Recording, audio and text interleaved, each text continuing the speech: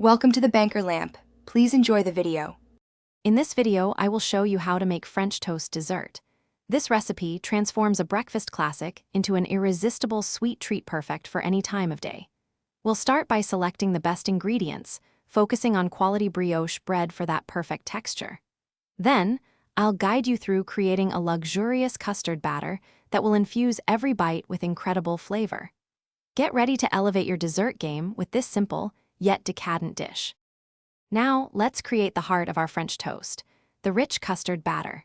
In a shallow dish, gently whisk together 3 large eggs with 1/2 cup of whole milk. Incorporate 2 tablespoons of granulated sugar and 1 teaspoon of pure vanilla extract for a delightful aroma. Mix until everything is perfectly smooth and uniform. This ensures each slice of brioche will absorb the flavors beautifully, leading to a truly decadent result. With our batter ready, it's time to cook. Carefully dip each slice of brioche into the custard, allowing it to soak for about 20 to 30 seconds per side. You want it fully saturated but not falling apart. Melt 1 tablespoon of butter in a non-stick skillet over medium heat. Place the soaked bread in the pan and cook for 2 to 3 minutes per side until beautifully golden brown and cooked through. The aroma alone is incredible. Finally, the best part, serving and enjoying your masterpiece. Arrange your golden French toast on a plate.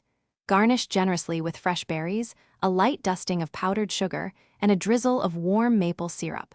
For an extra touch of indulgence, add a dollop of whipped cream or a scoop of your favorite vanilla ice cream. This dessert is truly a showstopper. Don't forget to check the description for a link to those fantastic leak-proof containers and other great deals. Thanks for watching. If this was helpful, leave a like and consider subscribing. See you next time.